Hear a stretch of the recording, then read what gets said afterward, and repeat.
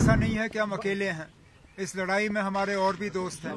BJP की आदत है और पता नहीं क्यों इलेक्शन कमीशन के तरफ से उन्हें खुली छूट दी गई है। ये मॉडल कोड ऑफ कंडक्ट जो है ये बीजेपी के दरवाजे तक पहुंचते पहुंचते इसको तहस नहस किया जाता है। उनको तकसीम करने की एक लगातार कोशिश की जा रही है, चाहे वो मंगलसूत्र के नाम पे, चाहे जमीन के नाम पे, चाहे काउ स्लॉटर के नाम पे, और इस मुल्क में बदकिस्मती से नफरत फैलाने की कोशिश की जा रही है। ऐसा नहीं है कि हम अकेले हैं, इस लड़ाई में हमारे और भी दोस्त हैं।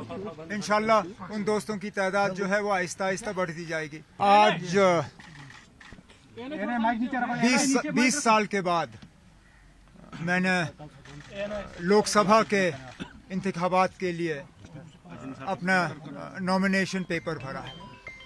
यहाँ तक कि 10 साल के अरसे के बाद मैंने किसी तरह का भी नॉमिनेशन पेपर भरा हुआ है।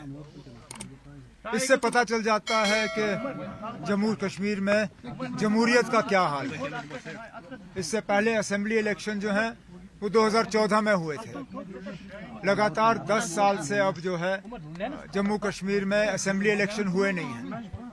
और ये जो आने वाला पार्लिमानी इलेक्शन है इसकी अहमियत इसमें है कि 5 अगस्त 2019 के बाद ये पहला बड़ा इलेक्शन है जम्मू कश्मीर में।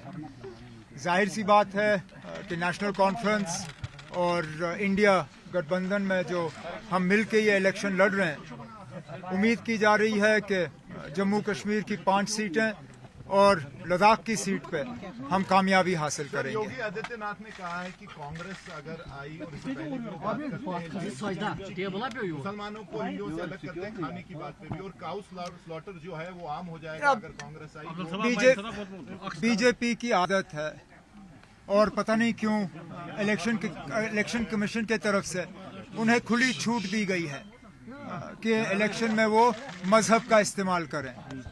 बाकियों को तो कहा जाता है कि मॉडल कोड ऑफ कंडक्ट के तहत आप इलेक्शन में मजहब का इस्तेमाल नहीं कर सकते हो, ना वोट मांगने के लिए ना लोगों को लड़वाने के लिए।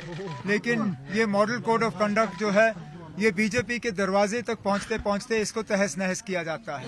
आप जो भी देखें बीजेपी के जो स्टार कैंपेनर्स हैं वो बार बार न सिर्फ मजहब का इस्तेमाल करते हैं बल्कि लोगों को अलग अलग जो है उनको तकसीम करने की एक लगातार कोशिश की जा रही है, चाहे वो मंगलसूत्र के नाम पे, चाहे ज़मीन के नाम पे, चाहे काउ स्लॉटर के नाम पे, और इस मुल्क में बदकिस्मती से नफरत फैलाने की कोशिश की जा रही है। और उस पार्टी के तहत जिस पार्टी के लीडर इस मुल्क के वजीर आजम वो थकते नहीं थे ये कहते हुए कि वो 140 करोड़ हिंदुस्तानियों की नुमाइंदगी करते हैं।